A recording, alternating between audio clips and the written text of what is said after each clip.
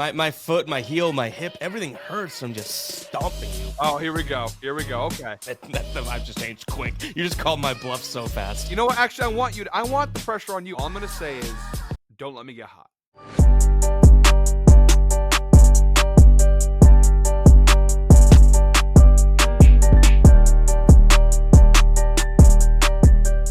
All right, welcome back to H2H. We are heading into week 6 of NFL football. Tasos, I take another dub last week. Now, I will say some of these weeks are getting closer and closer. They're not like the first few weeks of the year, but I am 5-0. Not to say you're running out of time. It's still early in the year, but how are you doing down 0-5 in this early NFL season?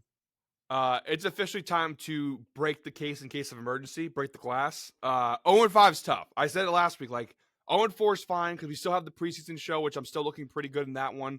So that could be a win for me. But we're now at there's still a lot. There's still 14 weeks, 15 weeks left. Yep. But there's a lot of ground that needs to be caught up now. And it's getting tight here. It's getting tight. It's just been a kind of a gut punch all season long. Like the way that I'm losing these picks, like the Jets. I had him +3. Obviously, I stole that pick from you. I should let you have it. Should just let you keep it. That bit me in the ass. Fair enough. Aaron Rodgers is the cleanest quarterback in the league. Like, he never throws picks. He throws 3 interceptions in that game, including an awful pick. When they have the ball down 6 in Minnesota territory, ready to look like they were going to score and win, and then he throws that ugly pick. And then, you got the Packers team total over. They scored 24 points with 16 minutes left in the game, 4 minutes to go in the third quarter. They don't score the rest of the game. All I needed was a field goal. Their next drive, they got into field goal range at the Rams 35, and then a couple of penalties and some loss of yards on plays gets them out of field goal range. So it just was like they were right there. They were right there. They are. I could taste them, and then they just got ripped away from me. So yeah, it's been brutal. My losses have been brutal.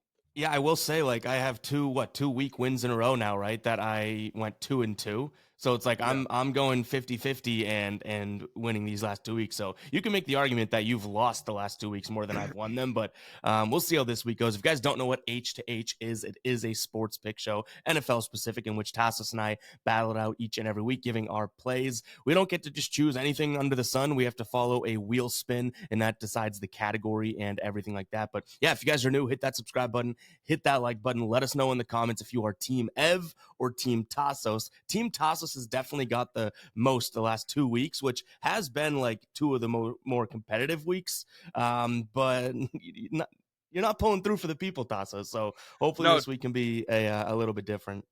No, Team Tasso, if you're still on board, you're a real one because it's been rough. It has not been the best start to the year, but you know what? Clear your mind. We're on to a new week. It's okay. It's okay. What did Aaron Rodgers used to say when he was in Green Bay? Relax. Yeah, like we're okay. We're gonna be okay. Start following Aaron Rodgers' practices now. Now that you're 0-5. I think that's where I just need some ayahuasca. If I have some ayahuasca, we'll be good to go. You do. All right, let's jump into the first wheel. The first wheel here will be one with our names on it. This is going to decide the draft order. Whoever wins this one will go first, and then it is a snake draft from there on. Tasos, ready to spin it? I'm ready. I'm ready to go. All right, let's do it. I think you need a little wheel luck here, so maybe you're looking for your name to come out first. And it's going to be close. It's going to be close. But it's going to sit. That's fine. That's fine. All right, so I'm starting us off here. I'm now going to pop up the next wheel, and you guys will see a bunch of different bet categories.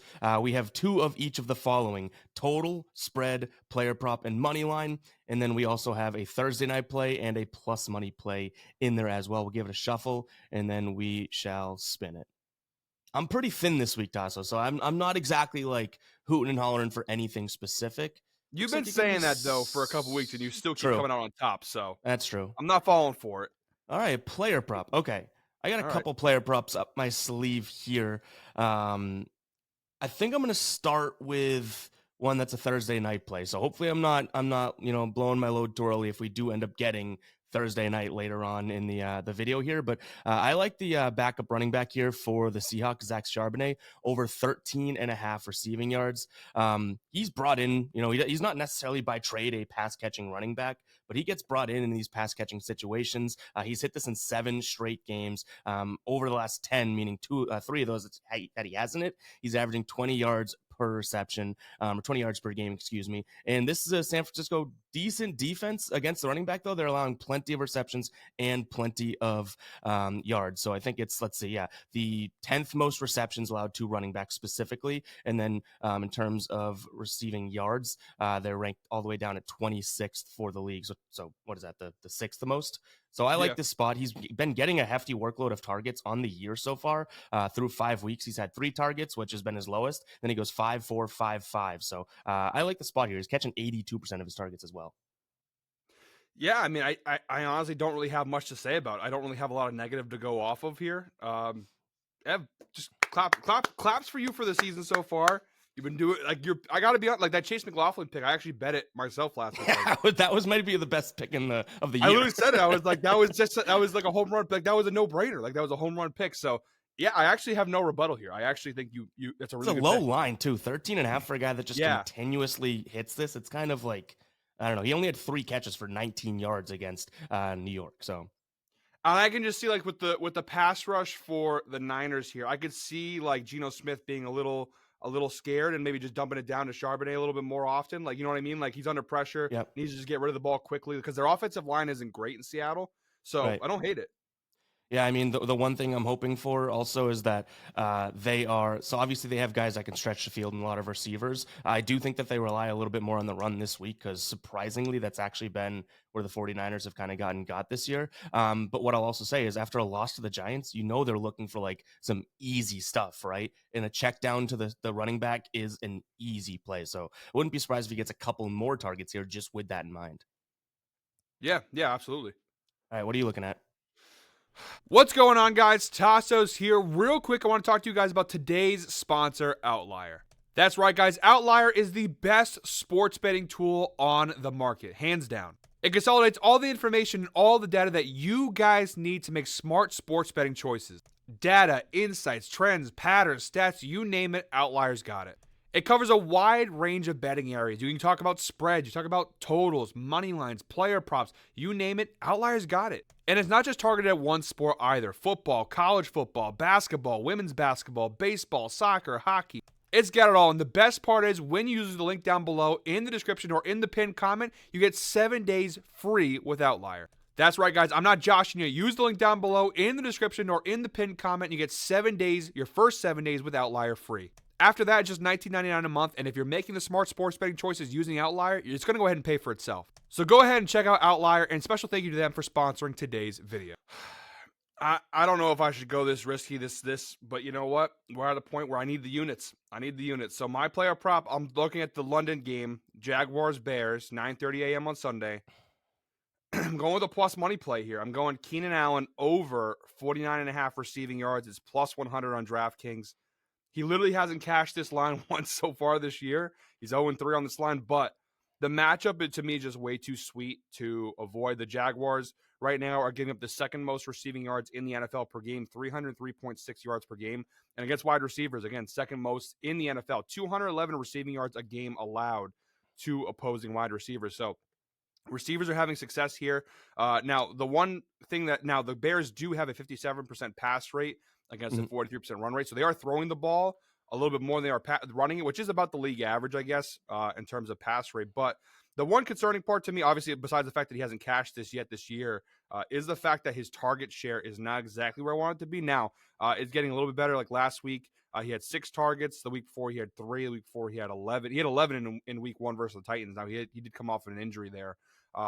So that's the only thing I'd be a little concerned with is maybe the targets aren't, I think he's like 4th in target share right now on the Bears. So that's the one area where I'm a little concerned. Yeah, I'm looking right here. He is for 12.4% target share, 20 targets so far this year.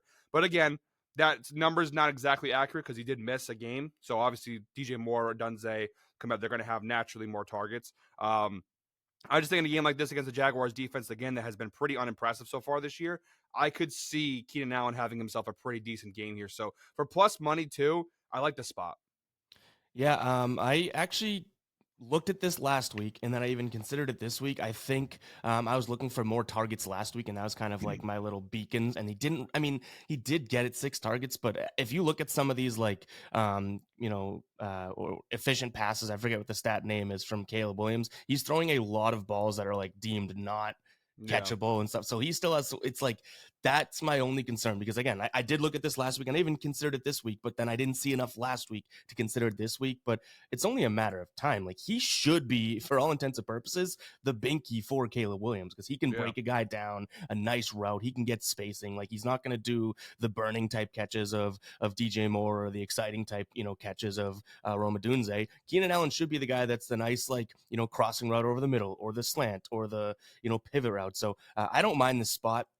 And he's due. Like you don't have the track record of this year, so no kidding. I can point to all those weeks being like he's been under. But if he gets any more targets than he did last week, I don't mind it. And again, against that Jag secondary, who allow plenty of passing yards, like this should be a good spot for Caleb Williams. Like we even saw the Colts look like, Joe Flacco threw for 3 touchdowns. And I know I kind of like Joe Flacco, but the dude is, 39 years old and he threw it around. So Keenan Allen shouldn't have trouble with his quarterback this week. I don't necessarily mind that play at all. Like I said, I have to be transparent. I looked at it last week and even considered it, looking at it this week, but just couldn't fully get there. So I don't like you usually say about my picks. I don't love it, but there's nothing that I hate about it. Like I could easily see this hitting, but I also am waiting to see Rome Odunze kind of fill his shoes and roll. And is it his week, with a lower line? So not necessarily the worst look whatsoever, though. Yeah, I just think for plus money, it's worth taking a shot at. Again, Yep. the Jaguars, their defense is pretty bad, but their strength Yep. is their run defense. They're actually 8th in the NFL in rushing yards allowed, just 105 yards per game. And obviously, the Bears right now, 29th rushing offense in the league, just 95 yards per game. So you have a team that's not running the ball well at all to begin with. You get a team that their one strength on defense is their run defense. Again, the Bears are already throwing it at a 57% rate anyways. So I don't think it's crazy to see them throw the ball a lot in this game. And again, with the Jaguars' pass defense being as bad as it is, I could see Caleb Williams having his most passing attempts and whatnot in this game. And so I do think Keenan Allen, again, for plus money, for him to get 50 yards, he did. I mean, obviously last year, very different situation with the Chargers, but he had a 92% hit rate last year on this line. He averaged 95 receiving yards per game last year. He had a crazy year with the Chargers last year. I do think that he was on pace. Now, I know in the week 1 he didn't catch it, but he did get targeted 11 times in that game. Again, like we talked about, the type of throws that Caleb Williams is making weren't great, which is why I think you're seeing, not the numbers. Even though he had 11 targets in week 1, the numbers weren't great. Yep. I do think the injury definitely kind of hurt him a little bit, like, kind of threw him off. But I do think it's, like I said, for plus money, I think it's worth taking a chance at. Taking a stab at least. Yeah, I don't hate it. All right, we're going to jump into our next wheel spin. Like we said, it is a snake draft, so Tasos, you're going to lead us off here. Now that we're in round number 2, is there anything specific that you're looking at? You have one player prop left because we just did one, and then, pretty much the rest of the board. Honestly, I'm ready for anything. Honestly, I don't really have anything in particular this week. I would say I have a few spreads. I have a couple interesting bets I could possibly go with, but Okay. nothing. Player props, honestly, is probably the one area where now I'm saying it's probably gonna happen. It's the one area I don't have a lot of bets in. All right. So fingers crossed we don't get another player prop right away. But I will remind the people back home that we do have the double down available now after week 5. So you can go 2 units on a play if one of us loves a play or something like that. And in the fade me round, you can use it as well. It's just the other person only has to risk a unit. So there's kind of the varying thing. But let's go ahead and spin it. I only have one player prop left, so I don't think you'll take it though. So I think I'm safe there. I think we both basically. Oh boy. Oh, keep going, please. Phew. Total. All right. I don't love total like at all, but I used my Thursday Night Football favorite play with my player props, so I didn't want that. All right, we're at total. You're starting us off. All right. So for total, so my question that I have is it possible to use a tease? Can you use a teaser on this? Like where I can I tease 2 totals together? Let's do it. Go ahead. We can revisit the rules, but real time, like for next show or something. But you're down 0-5. What am I gonna say? Say no? Like I feel like that's fair. But we should actually add in maybe like a teaser slice or something like that. Yeah. So before I would ask the people really in the comments spicy. to go ahead. Let's send it. I was say I wasn't gonna do it because I don't think we've ever done a teaser on the show before, but it's just so spicy that I just want to take it. So and you have the odds. Yeah. I have the odds. So it's on DraftKings. So I'm gonna do the over. I'm gonna tease the over in the Ravens Commanders game, which let me just make sure the line is accurate here. 52.5. Yep. So it's 52.5 is the over in that game. So we're gonna tease it by 6 points. We're gonna take that down to 46.5, and then we're also gonna go ahead and tease that with the Packers Cardinals over, which is 49.5 straight up. Tease that down to 43.5. So you can tease those two together. It's minus 120 odds on DraftKings. Okay. So it now would be the Packers Cardinals over 43.5 and the Ravens Commanders over 46.5. I like both those overs. Those are two teams. Both those matches we have teams that have not great defenses with really stellar offenses. The problem is that the market obviously made the line like the Ravens Commanders when opened at 49.5. It's now shot up to 52.5. I just don't love the line of 52.5. I think it's a little too high for my a little too sweet for my taste. And the same thing with the Packers Cardinals. I just think 49.5 a little too rich for my blood. But when you take a touchdown off, I just like it. Like the Cardinals Packers last week, obviously the Cardinals they upset the Niners. They scored 47 points in that game total. The Packers. That game was 43 points, so pretty close to what this total would be. I just think 43.5, you have two defenses that are not great against two really stellar offenses. I think the over at 43.5 in that Packers-Cardinals game is a really solid bet. And the same thing, Ravens-Commanders, both defenses that are questionable, but two of the most high-flying offenses in the NFL right now, Baltimore and Washington. That game should be a shootout. I mean, you saw the Ravens-Bengals game last week was like 79 total points between two of them. I think the Washington Commanders and the Ravens, that game should be a similar type of vibe. But I think 46.5 is a little bit safer. So I think minus 120 odds too. I really like the spot there. So that's you got 49.5 and then 46.5 or 46.5 and 43.5, right?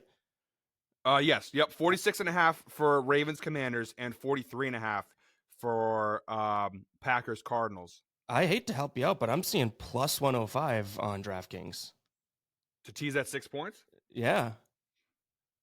Well, we can get the. We'll get the odds when we do it. Listen, I'll take it. I'll take it. But I think it's usually minus one. Usually minus 120 when you tease. All right, we can look at that afterwards. That is the play. We'll put the live odds on the screen there. But yeah, I mean, I don't mind that. I think that if you're going to tease either of those games, you're teasing it for the over as well. Like those games seem like they have not an infinite amount of points in them, but you're talking some of the better, at least quicker offenses in the league too. So I really have nothing negative to say about that one. The one thing I'll say is that, you know how I was talking last week and it was a terrible play. I took the under in the Bengals in the Ravens game. Yeah. It seems like this could be the week that the Ravens have like that sort of slower game. But again, you're taking a touchdown off that. They're going up against a Washington secondary that's terrible. Like the only concern, and we're talking 4 teams here, and I'm nitpicking one team out of the 4. If the Ravens go, okay, well, you know what, this defense is going to be good. We're going to play good defense because they started to look better before that Bengals game, and then all of a sudden they let up a bunch of points. So, but if I'm nitpicking one team in your 4-team 2-game teaser, I feel like that says that it's not that bad of a look. You know what I mean? Yeah, I mean, just look at the last 3 weeks for both these teams. So last week, we're just looking at Washington, 34 points last week versus the Browns, 42 points the week before versus Arizona, and then 38 points the week before that versus Cincinnati. So they've scored 34 or more points in 3 straight games. Yep. They scored at least 20 in every single game this year. They have not scored less than 20 yet this season. And then look at the Ravens, 41 versus the Bengals, 35 versus the Bills, 28 versus the Cowboys. They also have not scored less than 20 points in the game this year. So you have 2 teams who neither of them have scored less than 20. If they just hit their averages, this over hits. Yeah, that's fair enough. And the same thing for the Packers. I mean, the Packers 20. I mean, both those teams have, and the Cardinals defense has given up a ton of points in some of these games. 23 to the Niners, 42 the week before that versus Washington. So I just see these two matches where it's like I like the totals. I just think the line is a little too high, inflated. It's inflated. Yeah. If you knock a touchdown off, essentially the lines look fantastic. Yeah. All right. And you know what? I'm actually going to go ahead and double down. He's doubling down, ladies and gentlemen, for the first time this season. Listen, desperate times call for desperate measures. I'm going to throw 2 units on it. That's one of my favorite plays of the entire week. So I'm going to. All right, guys. So he's putting 2 units on that, and if that's plus money now, again, we'll get the odds. I could be looking at something wrong here, but that would be absolutely massive for a play that you love, and you're getting plus money. So we shall see. But there's our first double down of the season. No shocker comes from the 0-5 guy. But hey, it is what it is. I was there last year. I mean, I can say these things. I've lived them. What a flip! What a flip from last year. This is literally for people who didn't watch last year. It was literally the opposite. Like this is what I was doing to Ev on a weekly basis, and then it. Listen, I give you credit. This sucks. It's not fun. Yeah, I made it the entire season, preseason to the NFL Super Bowl, and I made it. So get in. It's a long ride, bumpy ride. All right. I actually really like my play, and I'm wondering if you're going to be able to poke a hole in it, Mhm. just because I do think that it's a good look. I think a lot of people may be down on one of the teams involved here, but I like the Bucks and the Saints over 41.5. That's minus 108 right now over on DK. This is a spot in which I think the Saints have a bounce back. They did not look good offensively against Kansas City. Now the Saints offensive line is really banged up, and I truly believe that's why they didn't look good against Kansas City. If there's one thing we know about Kansas City is that they pressure it and get to the quarterback. They're not really sacking much, but they are hurrying plenty, and QB hits and whatnot, right? So there's sort of the issue with what Derek Carr had to go through on what was that? Was that the Monday Night Football? So it's Yeah. like I do think that there's struggles there. But this is a Tampa Bay team that really doesn't do that all that much. They do get to the quarterback in terms of hitting him, but in terms of sacks, in terms of QB hurries, in terms of pressure rate, like it's not all that crazy. They blitz a crazy amount, so I'm kind of like maybe a little skeptical about that. I think they lead the league in blitz frequency, but overall, like they're still not sacking the quarterback. So if Derek Carr can kind of sit back there and be untouched and whatnot, I think that he can play well. There's a lot of guys on the Saints team that need a bounce back week, and then I haven't even really mentioned the Bucks, but do I need to mention the Bucks offense in this type of a spot? Like that offense is cruising, and if Kansas City can put up 26 against New Orleans, I hate to say it, but the Bucks have a better offense. They don't have a better quarterback, but they don't have a Travis Kelce, but they have their 1 and 2 receiver. Their run game maybe showed a little bit of life. Like 41.5, I just see. I would have pegged this blindly at like 46.5. So I don't know. Am I missing something here, Tasso? Well, yeah, I think the big thing that you haven't, I don't know if you haven't really mentioned it, but the big thing is nobody knows if Derek Carr is going to play or not in this game. True. So Yeah. that I think that's why the line is where it's at right now. Is I think people are kind of look because I'll be honest, if Derek Carr plays, it's a really good bounce back spot for the Saints, right? Like this is Right. Tampa Bay defense tied for 17th in scoring. Their secondary's had some issues, and they're giving up quite a few passing yards right now. The Bucks defense, just taking a look at it, their passing defense, they're 28th. They're giving up 258 yards per game, so you can throw on them. That's a Yeah. fact. You can just throw on them. And I think if Derek Carr plays, obviously again, it's a good bounce back spot for the Saints team that's now lost 3 in a row, but I think the lines are where it's at because if Derek Carr doesn't play, they don't have Jameis Winston waiting in the wings anymore. I'm not even True. sure who Yeah. I don't. Is it would it be Taysom Hill that starts? I don't really even know who their backup quarterback is. Taysom Hill's banged up too. That's probably a let's see I if don't. I They can still find have that. Ian Book. I don't even know if he's still. Their I don't even know who backup, their quarterback backups is. looks like it'd be Jake Hayner. So maybe that's Oh the God. concern. If that's the case, then I think I'm just gambling on the line because I mean I don't think even if Derek Carr doesn't play, I still think that this is a low line. Like you give me when you think about it in actuality, right now that's a good little tidbit that I probably should have put more weight into because yesterday I saw that it's questionable. Now I'm looking it up even real time, right? And this is late yesterday. So this has only changed in the matter of, I would say, 12 hours. He might miss multiple games. So there's a issue, but hey, Well, you and I need think that that luck on your side, okay? But what I will say is, you don't think that the Bucks can score 27 points and then leave it up to a offense of the Saints to go and get 15 or something? Like even still, this is a really low line. Well, so here's the problem with that, right? The Saints defense is top 10 right now in scoring. They're only giving up Mm, 19 points per game. They're eighth, and they face some good offenses. Like this isn't like they've played weak teams. I mean, they have a really good like their pass rush is not great, but they are actually fourth in quarterback hurry. So they actually do get to the yeah, quarterback a decent amount. They're also top 10 against the run. So the Bucks will not be able to run the ball, which has kind of been, between Bucky Irving and Rashad White, they've been running the ball pretty well. They're not going to be able to run the football much against the Saints team. And then the other big thing I would just comment on is the fact that last year, both times these two teams played, the under hit both times. The last time they played, December 31st, it was 23-13. That game was in New Orleans. The Saints did lose that game to the Bucks. And then on the flip side, or actually, no, sorry, Tampa lost that game too. It was in Tampa Bay. They mm, lost. And then the previous time in October, 26-9. So the total was 36 and 35. The last two times these two teams played. That would be the concerning part to me is the fact that you don't have a lot of history with this over. The lines were about where this is too, right? Last year, the line was at 42.5 and that December 31st meeting, 40.5 the previous. So the under actually cashed both times these two teams played. So that would be my concern. And these two teams are not totally different from where they were last year. And again, especially if Derek Carr is not playing, or even if he does play, I actually think it might even be worse if he plays because he's this oblique injury. I was reading about it this morning. It takes multiple weeks to recover. So, and Mm. I've seen Derek Carr play through pain and discomfort. I don't want to listen. I've never had an oblique injury like that before, so I can't comment on it. But Derek Carr, kind of soft when it comes to like he can't play through pain. My best friend's a Raiders fan. I've watched enough Derek Carr in my lifetime to know when he's when he's uncomfortable, fade him. He's just not good at playing uncomfortable. If he plays hurt, I think it's a really bad. Even whether he plays or doesn't play, I think the Saints are in a really bad spot offensively. And again, I think the Saints defense has enough to at least slow the Bucks down enough.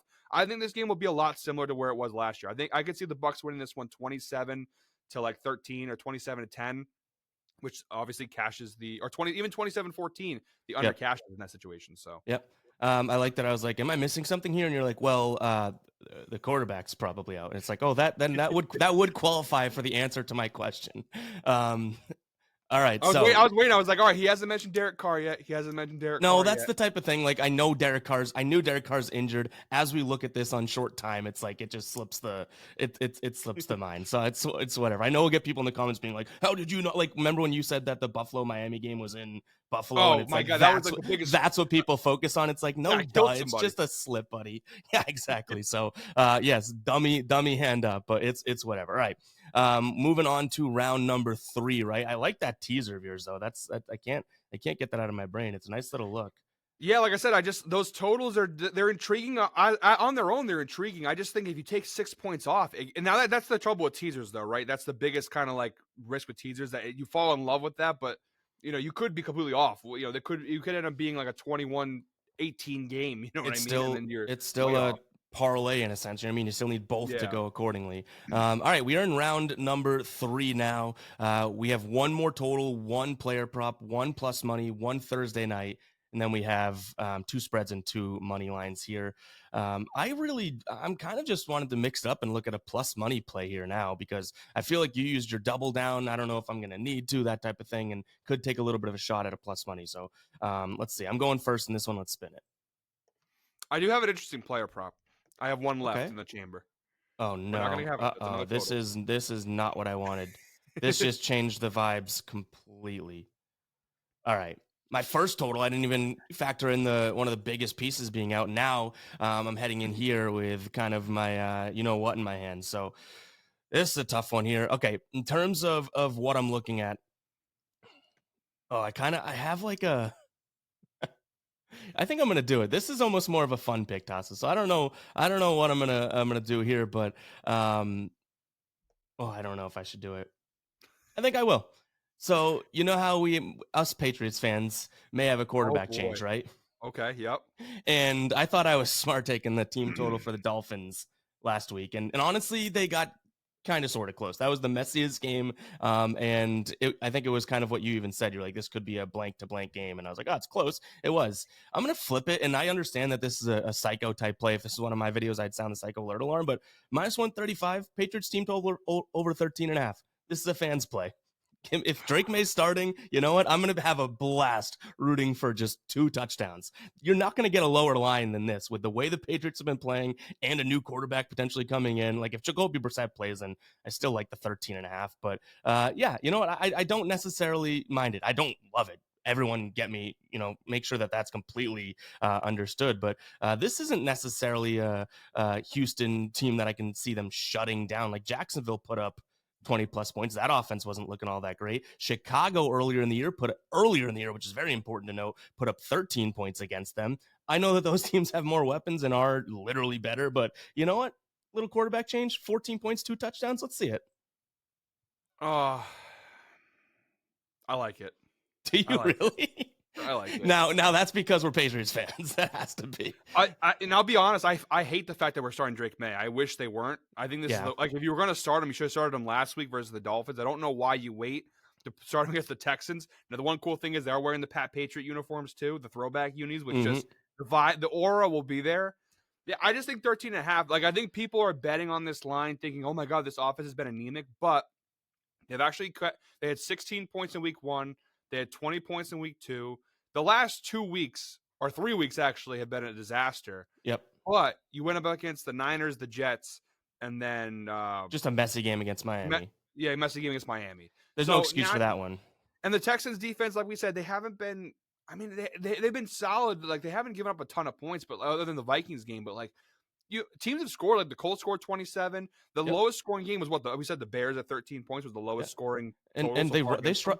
yeah, and they struggle against the run, which like if you're kind of crafting a team for the Patriots to play against, you want a team that can't really stop the run that could potentially open up the pass game. Again, I said it's a psycho play, but you know, if Ramondre gets going or you know, even Gibson, like there's a chance that this opens up a little bit, and you know they're not going to have the most complicated playbook or anything like that. And this could be even a close game. Like there's a lot of injuries on. I would not bet that. Don't no one take that and run with it. But like there's a lot of serious injuries on the Houston side of things with Mixon, Yeah. Nico Collins, you know what I mean? So there is something here that this is not like the Texans of 3 weeks ago either.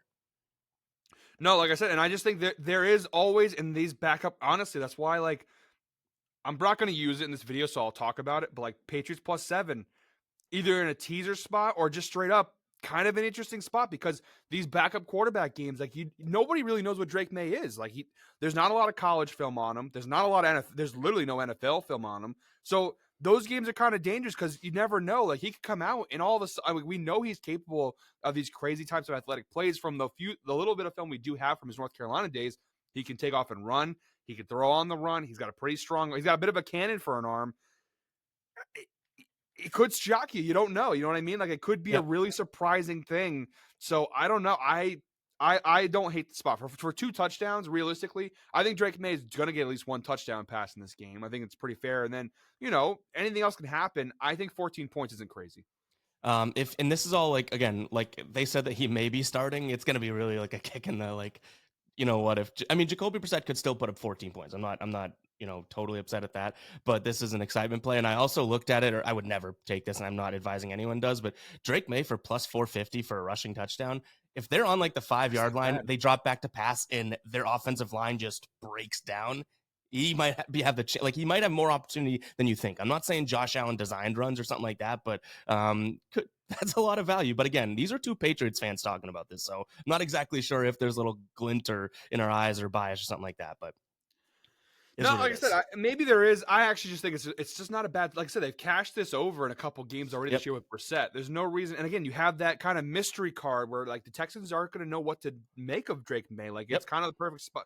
This is why whenever backup quarterback plays, you always see like these weird games where like the backup comes in, they win, or they have these crazy. And it's like why? Because you don't know what to expect. You don't know what it looks like. You've been practicing all week for something else. Now, to be fair, the Texans are going to have some time to prepare for this because the Patriots did it in the middle of the week. But yeah, listen, 13.5, I think it's worth the risk. Not a bad spot there. For my over, a little risky, but I like the spot though. I'm going to go Lions team total here over 27.5 versus the Cowboys. We're getting that for -110 on FanDuel. They've only cashed it 1 out of 4 games this year, which was their last game, Monday Night Football versus the Seahawks. They had 42 points. They're coming off a bye week, so they had an extra week to prepare for this game. The Cowboys obviously coming off that Sunday Night Football win against the Steelers. I talked about it in my Sunday Night Football video, which was like a huge kick in the dick because I literally said I was like, that Cowboys-Steelers game is kind of weird. The Steelers may not have the offense to take advantage of that Cowboys defense, and it came true. The Steelers offense just couldn't take advantage of it. But this Cowboys defense is still banged up. I mean, it's not changing. Micah Parsons still probably out. We don't know at this time yet if he's going to play or not. I'm going to assume on the side of like he's not going to play. Right now, looking at the injuries for Dallas, obviously we know Jaron Bland is out for the season. I'm trying to just go ahead and see real quick the injury report. I know DeMarcus Lawrence obviously is hurt as well. 1 second. Let's go ahead. DeMarcus Lawrence is out, so he's on injury reserve. So no DeMarcus Lawrence. And then Micah Parsons is questionable with an ankle sprain. So again, even if he does play, you got to assume he's not going to be 100%. I just think this Cowboys defense is really banged up right now. And unlike the Steelers, the Lions have the offense to go ahead and take advantage of that matchup. The Lions have actually moved the ball really well. They've just kind of struggled with the scoring part through the first few weeks of the season. But they're still, despite all that, they're still 7th in the NFL in scoring, 26 points per game average. This team is top 10 in passing yards and rushing yards. Dallas Cowboys obviously really struggle against the run. The Lions running game between Montgomery and Gibbs, really solid. The Cowboys right now are giving up 24.2 points per game, tied 23rd in the NFL. We've seen some not so great teams score on them. And again, the last couple weeks for Dallas, I think that's more just been, they gave up 15 to the Giants, 17 to the Steelers. And it's more about offenses that weren't that good. I think Detroit now has the firepower to take advantage of this banged up Cowboys defense. Excuse me. I think Lions at over 27.5 isn't a bad play. Yeah, I think that they have some momentum. Um, it's a high line. It It really is is. high, Now especially that high. being said, like, this is a high powered offense. Like, there's really no level of skill position that they're flat at. You know what I mean? Like, even with some of the emergence of some of the young, like Jameson Williams earlier in the year too, is like a massive stretch the field type guy. I feel like they somehow, some way, and it's very rare. So I want to give I guess the whole coaching staff, Campbell too, the credits with like that the way they can manage Gibbs and Montgomery, where they're both getting theirs. Like, I don't even see how either one of those backs would be like, I need more touches, or I need, like, Yeah, it's they pretty are fair. seamlessly doing that.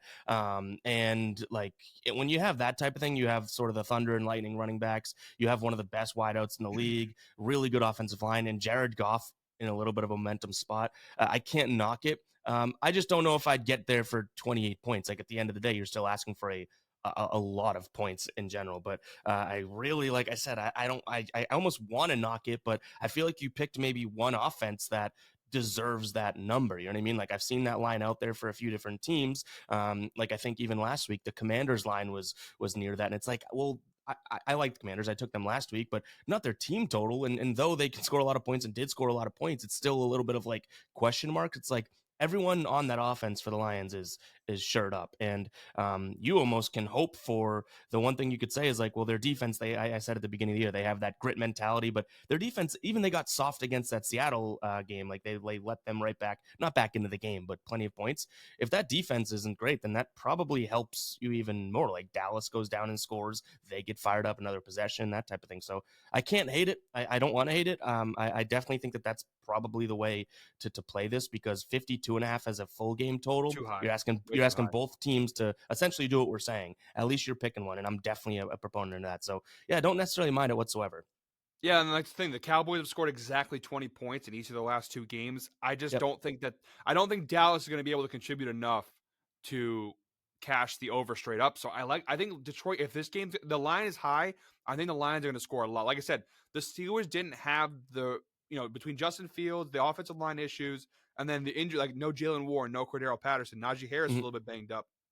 The Steelers were not in a position to take advantage of that Cowboys defense. The Lions are, like I said, an extra week of rest. They've had extra time to go ahead and prepare for this game. They've got the best 1-2 punch at running back in the NFL right now with Gibbs and Yep. Montgomery. The Cowboys' run defense has been atrocious. They should be able to run the ball down their throat and then utilize Jared Goff off of. They just have too much. I just don't know how even with Micah Parsons and DeMarcus Lawrence, this would be a tough matchup. But when you take those guys out of the equation, I just don't see where Dallas will hold their ground there. So I think a lot of people, the public obviously was high on Pittsburgh in that game on Sunday Night Football. I think this is the spot where now Detroit where a team can take advantage of it. I think the Lions will roll here. I think 30 plus is probably realistic, but we'll take it to 27.5. All right.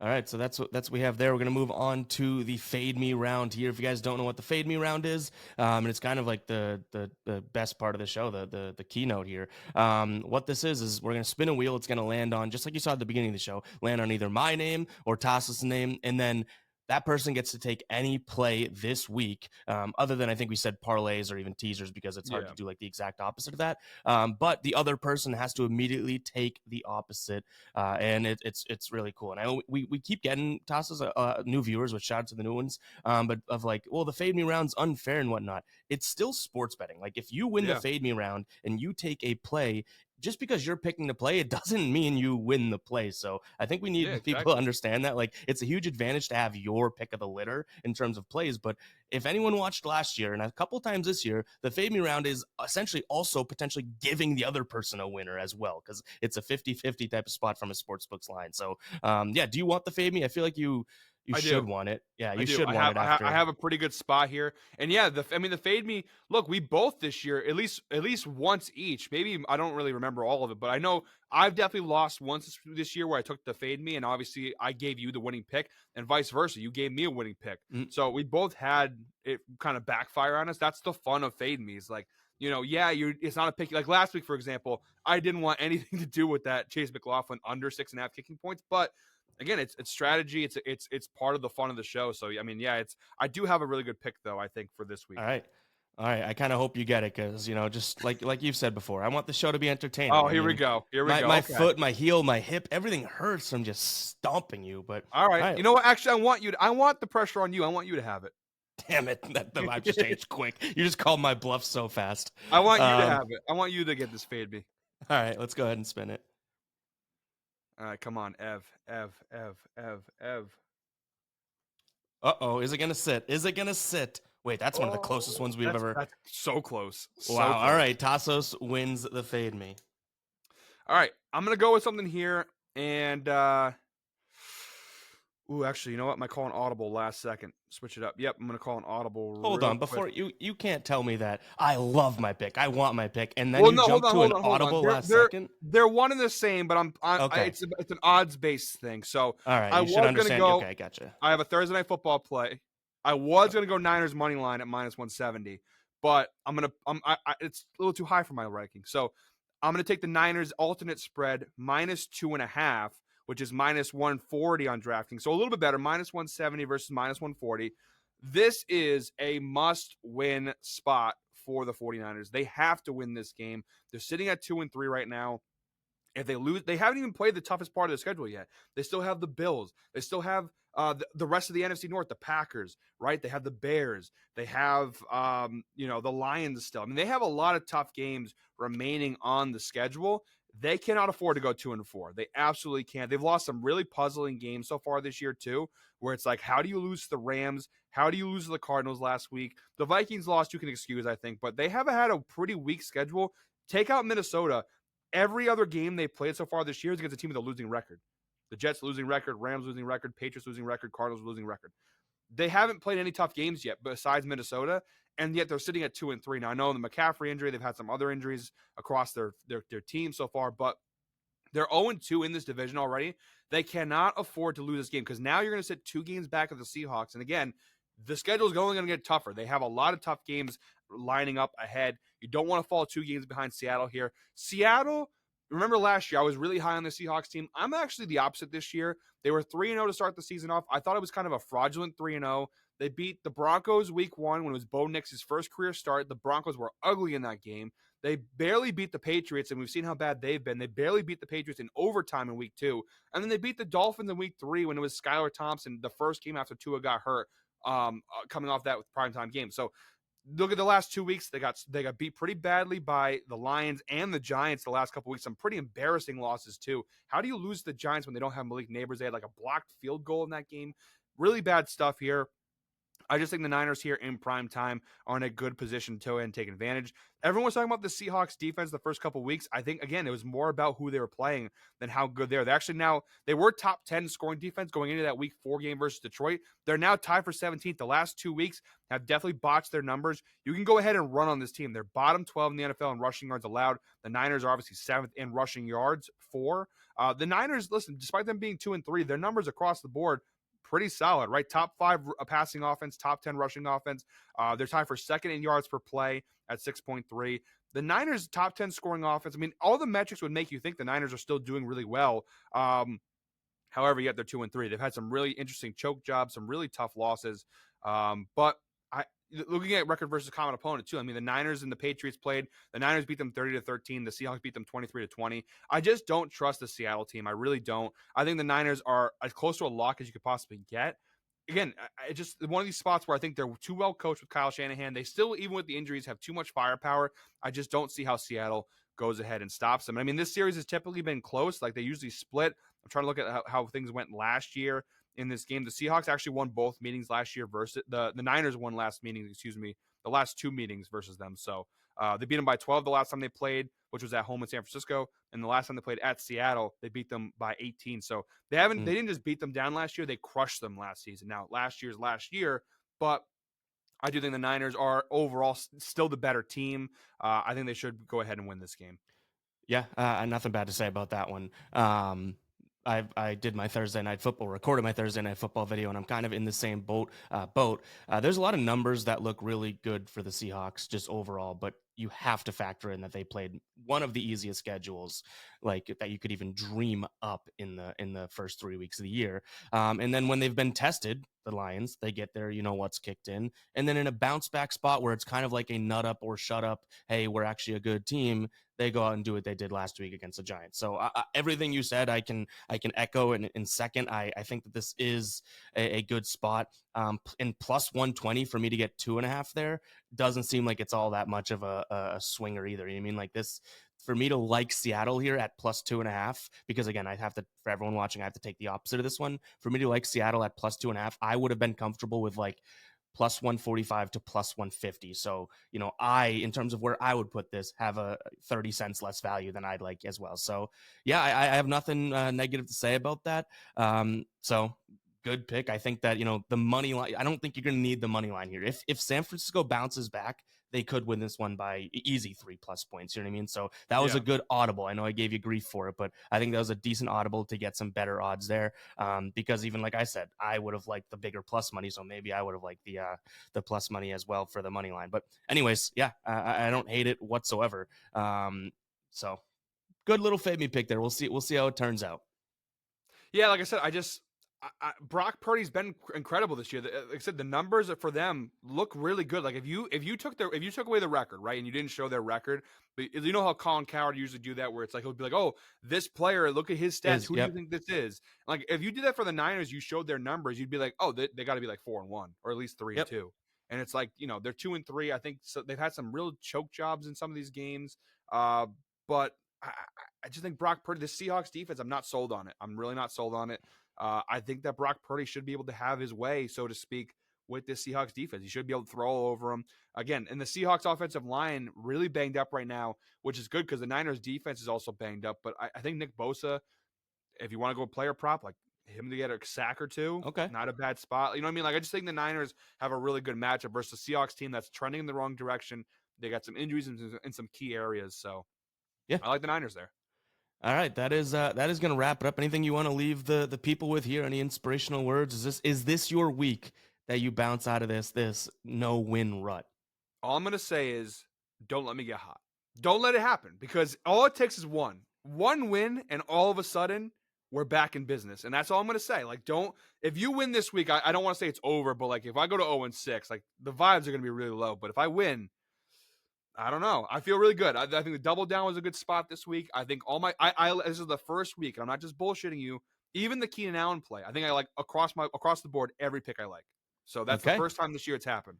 All right. I do like a couple of your plays as well this week, so I'll give you a little bit of credit there. But guys, that is going to wrap it up for episode 7 this year, heading into week 6 of H2H. Again, this hasn't been a battle so far, but if you even watched last year, I know Tasos took his foot off the gas, but this thing can turn around. I know you even said 0-6 is tough, but it's like you start doubling down, or we do crazier pieces in the pie and stuff like that. It's like there is stuff that can happen in this show. And at the end of the day, we're sports betting, so it's like literally anything can happen, and we can go cold, and it's all up to the wheel. So I'm very excited to see where this goes. Not to say that I don't love being up, 5 games right now. That is a nice little cushion because, I invented a brand called Fade Me for a reason. Things can get cold pretty damn fast. But, guys, we'll leave you with that. If you made it this far into the video, go ahead and comment again if you're Team Tasos or Team Ev. And you know what? We'll see if you can pull one out for the people, Tasos, because I'd hate to see it. God forbid you're losing people's trust out here. God forbid you're losing people's trust because